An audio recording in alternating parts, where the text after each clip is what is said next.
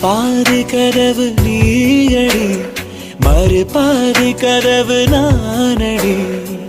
பார்த்து கொண்டே பிரிந்திருந்தோம், சேர்த்து வைக்க காத்திருந்தோம். ஒரு பாதி கதவு நீயடா, மறு பாதி கதவு நானடா. தாழ் திறந்தே காத்திருந்தோம், காற்று வீச பார்த்திருந்தோம். நீ என்பதே நான் தானடி, நான் என்பதே நாம் தானடி.